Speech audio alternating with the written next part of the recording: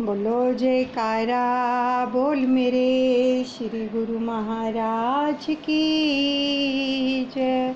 श्री परमहंस दयाल जी महाराज की जय। सर्वप्रथम हम अपने दादा गुरुदेव जी के श्री चरण कमलों में लाखों करोड़ों बार दंडवत प्रणाम करते हैं। सभी परमहंसों के चरणों में भी दंडवत प्रणाम करते हैं और हम उन्हीं की कृपा से रसपान करने जा रहे हैं अमर ज्योति दर्शन पंचम पातशाह जीवन चरित्र।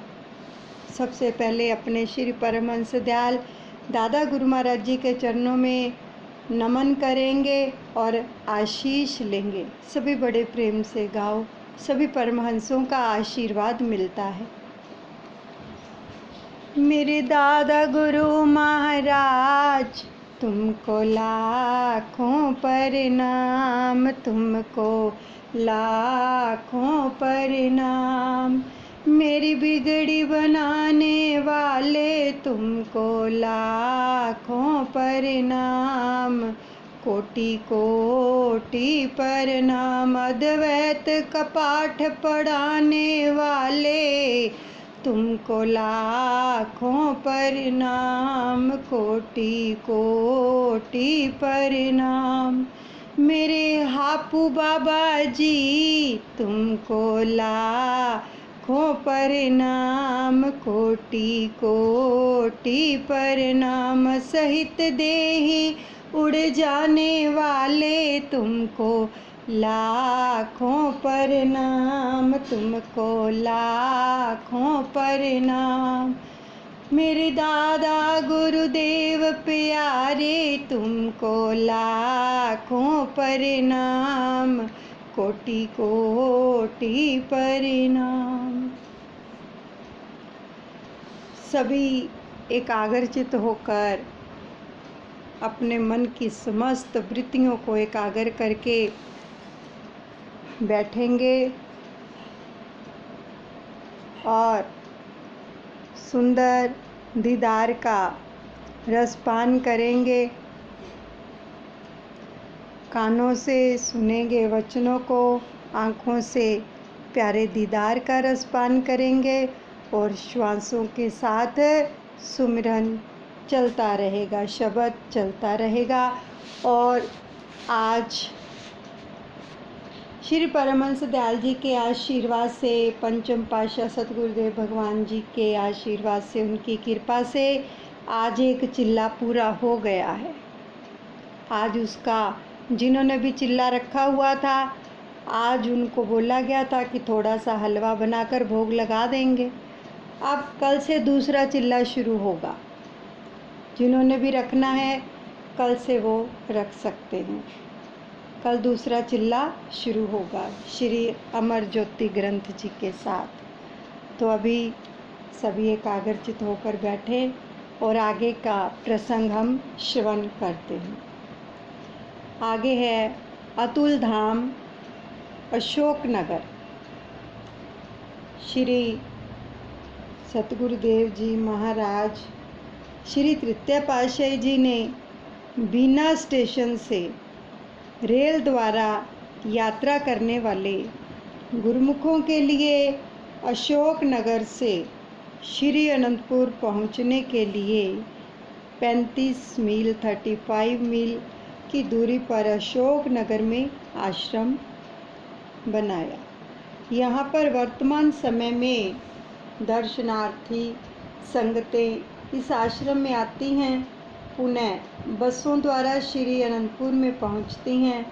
आने व जाने के समय लंगर का सुचारू प्रबंध पाकर अनुयायियों को परम सुख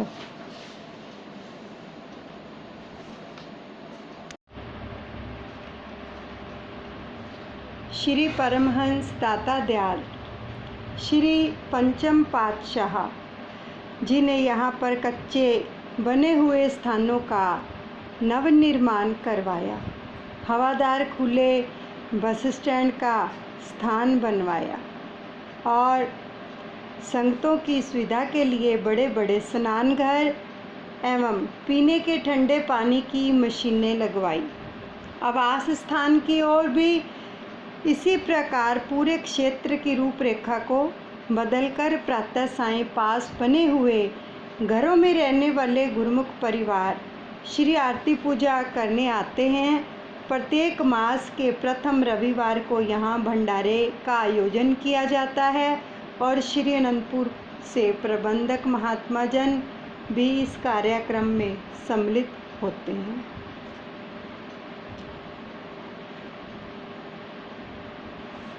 महाप्रभु जी स्वयं भी श्री अनंतपुर से आते जाते हुए प्रोग्राम के अनुसार यहाँ ठहरते, श्री दर्शन एवं सत्संग से संगतों को लाभान्वित करते और यहाँ के निवासी अनुयायी परिवारों के पूर्व पुण्यों का संचय ने गुरु भक्ति के स्वरूप में मिल गया है। आश्रम तथा श्री अनंतपुर तीर्थ धाम की समीपता का महान सौभाग्य पाकर इन्हें आत्म आनंद और परम सुख की प्राप्ति का वह अनमोल खजाना मिल गया, जो कई वर्षों के कठोर तप साधना के द्वारा मिलना भी असंभव था। यहाँ पर गुरुमुख प्रेमी सेवा सुमरन सत्संग एवं दर्शन ध्यान के साधन अपनाते हुए मानव जन्म का कर्तव्य पूर्ण करते हुए कृतार्थ हो रहे हैं। आगे अमर निवास गुना आपकी श्री मौज से शहर से 6 किलोमीटर दूर अशोकनगर गुना रोड पर खुला स्थान देकर और उसे आश्रम के लिए उपयुक्त जानकर खरीदा गया और इस स्थान को श्री अनंतपुर से श्री प्रयागधाम तथा श्री प्रयागधाम से श्री अनंतपुर के मार्ग में सुखपूर्वक यात्रा के समय बस एवं ट्रकों के लिए निश्चित किया गया। आपने स्वयं इस आश्रम की सारी रूपरेखा तैयार करवाई, जिससे भगत और भक्तानियों का अलग अलग आवास स्थान, लंगर, श्री मंदिर एवं सत्संग भवन, बावली, बगीचा आदि को प्राथमिकता दी।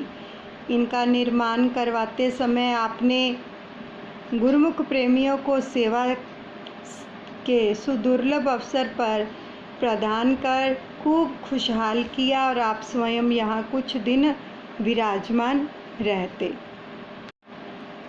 आप श्री अनंतपुर से क्रम अनुसार कुछ सेवकों को बुलाकर सेवा और श्री दर्शनों का अमेय पिलाते। सेवकों को यह अचंभा होता कि झुलसती गर्मी में कभी गर्मी का एहसास ही नहीं होता। ठंडी हवाएं एवं फुहारे उमड़ उमड़ कर जैसे आश्रम के चारों ओर चलती हुई श्री दर्शन के लिए आती हैं और वातावरण को सुखद बनाती हैं। महाप्रभु जी भी अत्यधिक समय बाहर श्री सेवा पर श्री दर्शन देते। पुराने समय में श्री अनंतपुर की कठिनाइयों का इतिहास सुनाते। गुरु भक्ति पथ पर दृढ़ विश्वास, अतुल श्रद्धा से त्याग और वैराग्य की महिमा सुनाते। श्री मंदिर जी की नींव निज कर कमलों से रखकर आपने इसके शीघ्र अतिशीघ्र निर्माण का आदेश दिया। गुरुमुख जन पूर्ण उत्साह और श्रद्धा से सेवा कार्य में जुट गए। आप भी वहाँ समीप ही कुर्सी पर विराजमान हो गए। अत्यधिक गर्मी के कारण महात्मा ज्ञान श्रद्धानंद जी और अंदर से छाता लाकर आपके ऊपर खोलकर खड़े हो गए। आपने फरमाया, पहले इन सभी गुरुमुखों के लिए छाता लाओ जो धूप में खड़े होकर सेवा कर रहे हैं। अभी आपने ये वचन ही किए थे कि एकदम ही काश में बादल छा गए। महात्मा जी ने विनय की, श्री गुरु महाराज जी ने सबके लिए ही छाते का प्रबंध कर दिया है। उस दिन रात्रि समय श्री दर्शन खुले और आपने अपनी अमृत तुल्य वाणी में फरमाया, कुदरत ने हर एक चीज़ में अपनी अपनी तासीर भर दी है। जिस प्रकार की वह चीज़ ग्रहण करता है तो वैसा ही उसकी तासीर अपना प्रभाव डालती है। गर्म चीज़ की तासीर गर्म और ठंडी चीज़ की तासीर ठंडी होती है।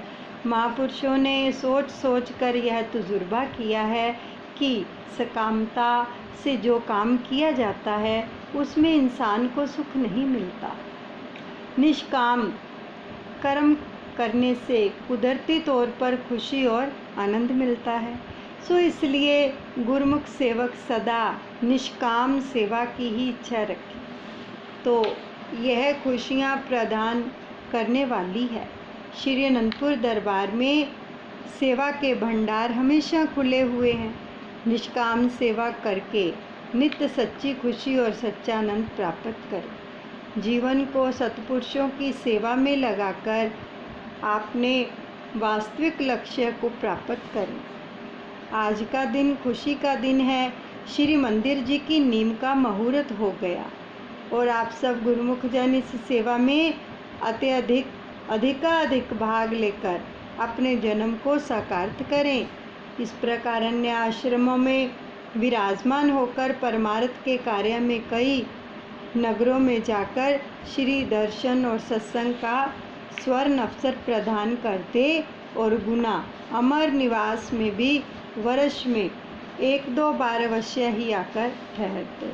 अतः इसके निर्माण के मध्य एक बार रात्रि श्री दर्शनों के समय महात्मा अनंत योगानंद जी सत्संग प्रवचनों में एक प्रसंग सुनाते हुए कहने लगे, पाकिस्तान में रहने वाले एक गुरुमुख भगत जी का अपना व्यवसाय है। उनकी वहाँ कपड़े की दुकान है। वे प्रतिदिन नित्य नियम से दुकान पर काम आरंभ करने से पहले श्री आरती पूजा करते हैं। ये पाकिस्तान का प्रसंग सुना रहे हैं। जब तक श्री आरती पूजा ना हो जाए तब तक किसी ग्राहक को सामान नहीं बेचते।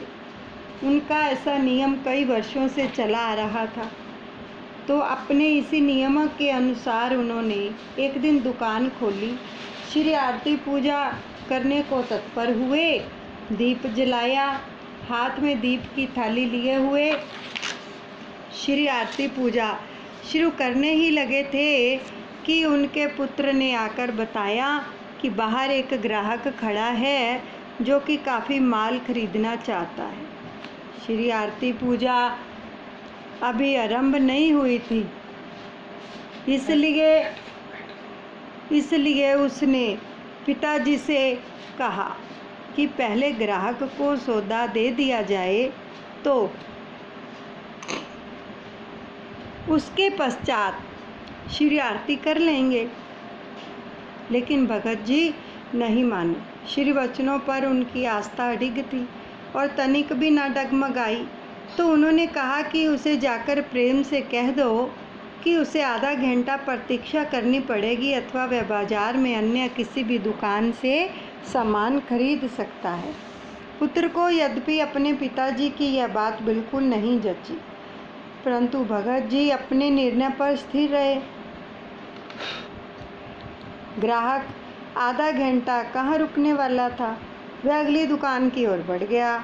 अगले दिन जब भगत जी ने दुकान खोली तो उसी ग्राहक को दुकान के बाहर खड़ा पाया। भगत जी ने पूछा कि वह कैसे खड़ा है। उस ग्राहक ने बताया कि कल सारा बाजार घूम लेने पर भी उसे अपनी तसल्ली का कपड़ा नहीं मिला, इसलिए वह आज पुनः यहाँ आया है। भगत जी ने कहा कि आधा घंटा प्रतीक्षा तो आज भी करनी पड़ेगी, क्योंकि अभी श्री आरती पूजा करने के पश्चात ही मैं आपको कपड़ा दिखा पाऊँगा। तो वह ग्राहक सरलता से इंतज़ार करने के लिए मान गया और उनकी दुकान से काफ़ी सामान खरीद कर ले गया। श्री सतगुरुदेव महाराज जी द्वारा बनाए गए एक एक नियम में इतनी ताकत है कि जो भी इनका दृढ़ता से पालन करता है और इन नियमों को प्राथमिकता देता है तो श्री सतगुरुदेव भगवान जी महाराज उनके काम स्वयं करते हैं। उनके सभी कार्य स्वाभाविक रूप से संपन्न हो जाते हैं और गुरुमुख सुख शांति से अपना जीवन व्यतीत करते हैं। वचनों के अंदर इतनी ताकत है, नियमों के अंदर इतनी ताकत है, अगर हम दृढ़ता से करते हैं तो तो सतगुरुदेव भगवान स्वयं करते हैं सब कुछ। उसने लालच नहीं किया कि ये जो व्यक्ति आया है मेरे से इतना सारा कपड़ा खरीदने के लिए, अगर मैं श्री आरती पूजा में लग गया तो ये किसी और दुकान पे चला जाएगा। उसने विश्वास रखा। विश्वास रखते हैं तो सतगुरु सहायता भी करते हैं। तो इसलिए विश्वास रखा, अगले दिन फिर वो आ गया तो वो सारा कपड़ा लेकर गया। इसलिए वचनों पर अपने सतगुरु के ऊपर विश्वास रखकर ही जो है साधक आगे बढ़ सकता है। श्री प्रभु जी ने उसी समय माइक लेकर श्री वचन फरमाए क्या कि गुरुमुखों को इसलिए ही पांचों नियमों की सुदृढ़ता से पालन करने के लिए जो है आदेश दिया जाता है। सबने इस प्रसंग को सुन ही लिया है। चाहे कोई देश में रहे चाहे विदेश में रहे, मन में पूर्ण आस्था रखकर नियमों की पालना अनिवार्य रूप से करते रहें तो इसी में ही जीवात्मा का कल्याण निहित है। यहाँ के निर्माण कार्य के चलते आपने कई बार यहाँ कृपा फरमाई और गुरुमुखों को सेवा के साथ साथ देव दुर्लभ श्री दर्शनों का सुअवसर भी प्रदान किया। सेवा स्थल पर आकर विराजमान होते और गुरुमुख प्रेमियों को समीप बिठाकर प्रसाद खिलाते। सेवकों की सारी थकान पल भर में ही गायब हो जाती। श्री दर्शनों से एक नई स्फूर्ति भर जाती और पुनः जी जान से सेवा करने लगते। उन दिनों श्री मंदिर जी का सेवा कार्य चल रहा था कि गुरुमुख जन तन बदन की होश भुलाए सेवा में निमग्न थे। तो उन्हें इसी प्रकार सेवा करते हुए देख महाप्रभु जी अत्यंत प्रसन्न हुए। सबको पास बिठाकर फरमाने लगे, जिस प्रकार सूर्य की एक किरण हर स्थान को रोशन कर देती है, अंधकार वहाँ से स्वतः ही जो है पलायन कर जाता है, इसी प्रकार श्री परमहंस दयाल जी ज्ञान और भक्ति के जाज्वल्यमान भास्कर हैं। देखो कितने सुंदर वचन फरमा रहे हैं पंचम पातशाह दादा गुरु महाराज जी के प्रति कि उन्होंने जो सेवा की रचना रचाई है उसकी लगन और भक्ति के प्रताप से उजाला फैलता है और अंधकार दूर चला जाता है। यहाँ अमर निवास में श्री परमहंस द्वैत मंदिर का सेवा कार्य चल रहा है। इस सेवा से प्रेमी जिज्ञासुओं को सच्चा धन और सच्ची खुशी मिलेगी। गुरुमुख जन सेवा भक्ति और नाम की कमाई करके जीवन खुशहाल बनाएंगे। अपने जीवन के उद्देश्य को पाकर उनका लोक सुखी और परलोक सुहेला होगा। भक्ति की पूंजी मिलेगी। जब तक यह सृष्टि रहेगी भक्ति परमार्थ का सिलसिला चलता रहेगा। गुरुमुख जन महापुरुषों की आज्ञा के अनुसार सेवा करते हुए लाभ उठाते रहेंगे। आपकी अपार कृपा से बहुत जल्दी ही श्री मंदिर जी का निर्माण कार्य संपूर्ण हो गया। सेवकों की सेवा रंग लाई। सबकी प्रसन्नता का कोई भी पारावार ना था। इसके शुभ मुहूर्त की घड़ियां भी जो थी वो समीप आ गई। श्री मंदिर जी को रंग बिरंगी लड़ियों और सुगंधित पुष्पों से खूब सजाया गया। बिजली की टिमटिमाती लड़ियों से श्री मंदिर जी की शोभा अद्वितीय लग रही थी। श्री मंदिर जी का हर कोना व हर कूचा अनूठी आभा से जगमगा रहा था।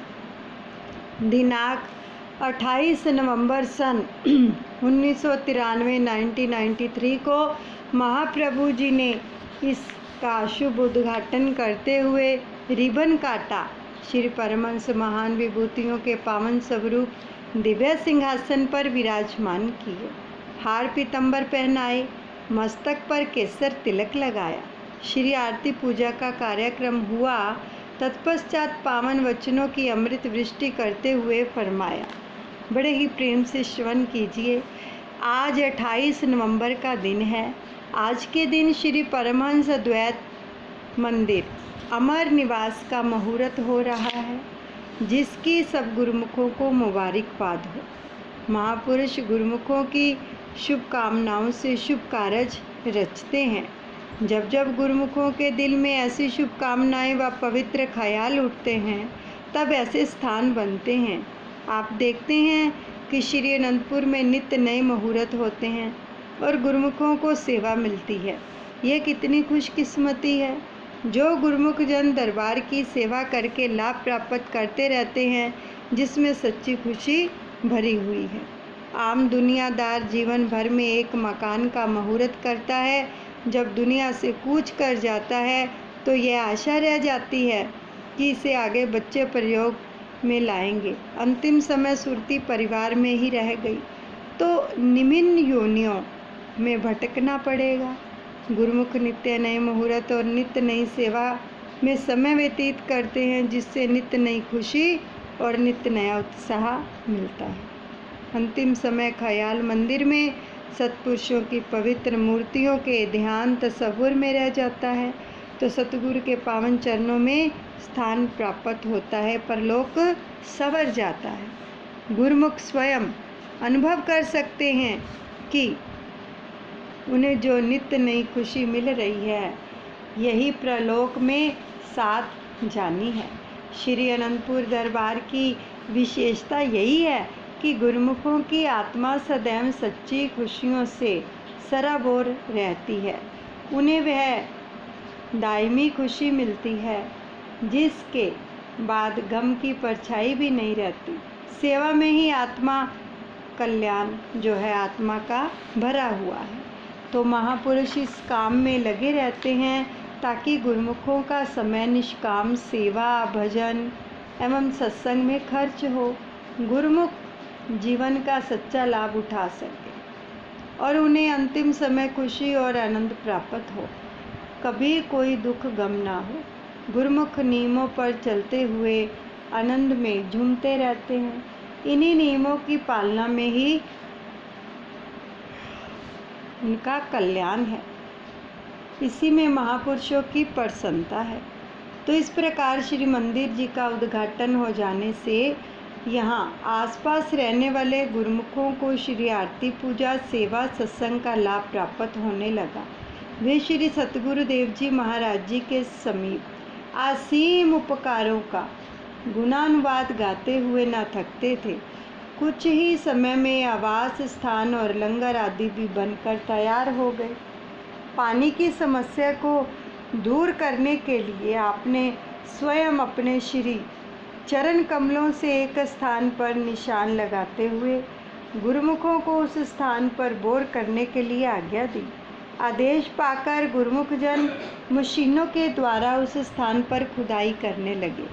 अब 100 फुट गहरा खोदने पर भी पानी की एक बूंद दिखाई नहीं दी तो गुरुमुखों ने श्री चरणों में विनय भेजी कि यहाँ से पानी निकलने की कोई भी आशा दिखाई नहीं दे रही। महाप्रभु जी ने फरमाया कि पानी अवश्य निकलेगा, उन्हें कहो कि इसे और गहरा खोदे। पुनः 100 फुट और गहरा खोदने पर भी जब पानी नहीं निकला, सेवक जन कुछ निराश हो गए, यानी 200 फुट गहरा तो खुद ही गया, पानी फिर भी नहीं निकला। तो पुनः श्री चरणों में विनती की गई। महाप्रभु जी ने वचन फरमाए कि सेवकों की मेहनत जो है व्यर्थ नहीं जाएगी, थोड़ा और पुरुषार्थ करने की आवश्यकता है। श्री आज्ञा शिरोधार्य कर सेवक जन पूर्ण उत्साह और लगन से इस सेवा कार्य में जुट गए। लगभग 450 फुट गहराई पर जाकर पानी का एक स्रोत निकला, यानी 400 पहले खोदा, 50 फुट और खोदा, फिर पानी का स्रोत निकला कि इस आश्रम में कभी पानी की कमी नहीं आई। महापुरुषों के वचन अमिट और अटल होते हैं।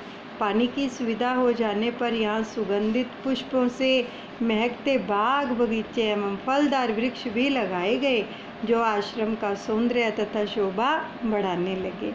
तो इस आश्रम का भव्य निर्माण हो जाने से श्री अनंतपुर आने जाने वाले गुरुमुखों को मार्ग में ठहरने की सुविधा मिल गई और जब जब भी महाप्रभु जी यहाँ पर कृपा करते, श्री दर्शन एवं सत्संग लाभ प्राप्त होता। आगे का जो प्रसंग है वो है अलख धाम बयावरा। श्री सतगुरुदेव महाराज जी की गुना से लगभग 100 किलोमीटर की दूरी पर इंदौर और भोपाल के मार्ग में बयावरा में एक आश्रम बनाने की मौज उठी और इस हेतु आपने 2-3 स्थान देखे। आगरा बम्बई हाईवे के समीप एक स्थान को उपयुक्त जानकर इसे सन 1996 में खरीद लिया गया और यहाँ 2-3 कमरे बने हुए थे, बाकी सारा प्लाट खाली पड़ा था। तो एक बावली भी खुदी गई तो जिसका जल बहुत खारा था। वहाँ पर बावली पहले से ही खुदी हुई थी जिसका जल बहुत खारा था, अतः यह पीने के प्रयोग में नहीं लाया जा सकता था। इसी प्लाट के पिछली तरफ एक बोरवेल किया गया और जिससे पीने के पानी की आपूर्ति होने लगी। अब महात्मा ज्ञान विचारानंद जी को इस आश्रम की सारी बाउंड्री बनाने का आदेश दिया। उन्हें सारी रूपरेखा तैयार करवाकर श्री मंदिर और सत्संग भवन की नींव निज कर कमलों से रखी। प्रभु ने सेवा कार्य आरंभ हो गया। श्री अनंतपुर से श्री प्रयागधाम की ओर जाते हुए, श्री प्रयागधाम से श्री अनंतपुर की ओर आते हुए बसों के द्वारा यात्रा कर रहे गुरुमुख यहाँ सेवा के लिए रुकते। महाप्रभु जी स्वयं कई दिन यहाँ विराजमान होकर सेवा करवाते और गुरुमुख जन सेवा का सौभाग्य पाकर लाभान्वित होते और देव दुर्लभ श्री दर्शनों की दिव्य दात को पाकर अपने भाग्यों की सराहना करते ना अघाते, क्योंकि गुरु दरबार की सेवा और पावन श्री दर्शनों की निधि किसी विरले भाग्यशाली करोड़ों जन्मों के पुण्य कर्म उदित होने के पश्चात ही मिलती है। ऐसे सुखद समागम को पाकर प्रेमी गुरुमुखों के हर्ष की सीमा नहीं रहती और वे प्रेम विभोर हो दिन रात इस सेवा कार्य में संलग्न रहते हैं। महापुरुषों की कृपा और सेवकों के प्रयास से शीघ्र ही श्री मंदिर और सत्संग भवन का कार्य पूर्ण हो गया। आपने श्री प्रयागधाम से माघी के पर्व के पश्चात श्री अनंतपुर के लिए प्रस्थान किया। मार्ग में इंदौर से होते हुए इस स्थान पर कृपा फरमाई। श्री मौज से मुहूर्त की सब तैयारी हो चुकी थी। श्री मंदिर जी को रंग बिरंगी लड़ियों और गुब्बारों से सजाया गया। मुख्य द्वार पर केले के पत्ते से तोरण द्वार सजाए गए। श्री सतगुरुदेव महाराज जी यहाँ पधारे। कुछ गुरुमुख सेवक जन साथ थे, तो आपने श्री मंदिर में प्रवेश करने से पूर्व रिबन काटा, नारियल तोड़े। अंदर श्री सिंहासन जी पर श्री परमहंसों की दिव्य प्रतिमाएं विराजमान, हार पीतांबर पहनाए। श्री आरती पूजा का कार्यक्रम संपन्न हुआ। तत्पश्चात आपने अपने वचनों में फरमाया कि श्री अनंतपुर दरबार में जितनी कार्यवाही होती है सब गुरुमुखों के उद्धार और कल्याण के लिए होती है, इस जीवन के लक्ष्य को पूरा करने के लिए होती है। श्री परमहंस दाता दयाल जी ने सेवकों के लिए ये ऐसी रचना रचाई है कि भक्ति परमार्थ का प्रवाह चलाया है। जो जिज्ञासु जन दरबार में आते हैं वे भक्ति और दर्शनों का भरपूर लाभ उठाते हैं। सभी मायनों में वे जीवन का लक्ष्य पूरा कर लेते हैं। महापुरुषों का यही मिशन होता है कि गुरुमुख जिज्ञासु जन भक्ति परमार्थ का लाभ उठाते रहें और इस दरबार में जो भी कार्रवाई होती है उसके कण कण और जरे जरे में परमार्थ और भक्ति समाई हुई है। गुरुमुख जन भी अनमोल जीवन से अपने एक एक श्वास में परमार्थ भक्ति और सेवा का लाभ उठाते हैं। यह जो श्री मंदिर और सत्संग भवन तैयार हुआ है यह सब गुरुमुखों की सेवा का ही फल है। वे अपना तन मन धन और दिलो दिमाग गुरु दरबार की सेवा में लगा देते हैं और सुमिरन ध्यान से रत रहकर जीवन में सच्चा आनंद भर लेते हैं। यह ऐसा आनंद है कि जो लोक और परलोक में खुशियाँ देता है। महापुरुषों को भी इस बात से बहुत खुशी होती है कि गुरुमुख जन जीवन में भक्ति का धन एकत्रित कर रूहानी फैज़ उठा रहे हैं। गुरु दरबार की सेवा करके जीवन का सच्चा लाभ उठाकर अपने लक्ष्य की ओर अग्रसर हो रहे हैं। आज जो यह मुहूर्त हुआ है, हम सब गुरुमुखों को बहुत बहुत बधाई देते हैं। ये वचन फरमाए और पावन श्री दर्शन और प्रवचनों की दात को पाकर प्रेमियों के हृदय गदगद हो उठे। श्री मुख से इस आश्रम का शुभ नाम अलख धाम रखा। गुरुमुखों ने गुरु महिमा के भजन गाए और महाप्रभु जी ने पावन श्री चरणों में शुभ मुहूर्त की कोटि कोटि बधाइयाँ अर्पित की। तो प्रसाद जो था वितरित हुआ और इस उपलक्ष्य में भंडारे का आयोजन भी हुआ। कुछ ही समय के पश्चात आपने भक्तों के आवास के लिए कमरे और लंगर बनाने एवं खिलाने के लिए भी भवन बनवा दिया। पीछे की ओर एक सुंदर पार्क बनवाया, जहाँ पुष्प के पौधों के साथ कई फलदार वृक्ष भी लगवाए। आश्रम का निर्माण हो जाने पर आपने इसकी जिम्मेदारी श्री स्वामी विचार पूर्णानंद जी को सौंप दी, जो इस समय सतगुरुदेव भगवान विराजमान हैं, उनको सौंप दी। तो आप श्री अनंतपुर से श्री प्रयागधाम की ओर जाते हुए वर्ष में प्राय 2-3 बार इस स्थान पर आश्रम पर कृपा फरमाते। इस आश्रम के बन जाने से इस स्मारक से आने जाने वाली बसें, पिकअप एवं अन्य वाहनों को विश्राम और लंगर आदि ग्रहण करने की सुविधा प्राप्त हो गई। कितने सुंदर वचन आए हैं। आज जो मेन वचन आए हैं, सतगुरुदेव भगवान जी ने जो नियम बनाए हैं उन पर सुदृढ़ता से पालन करने के लिए फरमाया। जो भी प्रेमी अपने सतगुरु के वचनों के अनुसार दोनों समय श्री आरती, पूजा, सेवा, सत्संग, सुमिरन और ध्यान, इन सभी नियमों का पालन करते हैं, तो सतगुरुदेव भगवान जी फरमाते हैं कि उनका कोई भी कार्य नहीं रुकता। उनके सभी कार्य सतगुरुदेव भगवान स्वयं पूर्ण करते हैं। यहीं पर हम सत्संग को विश्राम देते हैं और अपने श्री परमहंस दयाल जी के चरणों में सब अर्पण करते हैं। अनुचित क्षमा करें। बोलो जयकारा बोल मेरे श्री गुरु महाराज की जय। श्री परमहंस दयाल जी महाराज की जय। अब आज एक चिल्ला पूरा हो गया। कल जिन्होंने रखना है, कल से दूसरा चिल्ला स्टार्ट किया जाएगा और कल का जो प्रसंग आएगा वो है अनुपम धाम भोपाल। बड़े ध्यान से सुन लीजिए। मान लो किसी ने चिल्ला रखा है किसी भी मनोकामना की पूर्ति के लिए, और क्या होता है कि उसको पूर्ण होने में अभी टाइम लग रहा है, तो दादा गुरु महाराज जी क्या करवाते थे,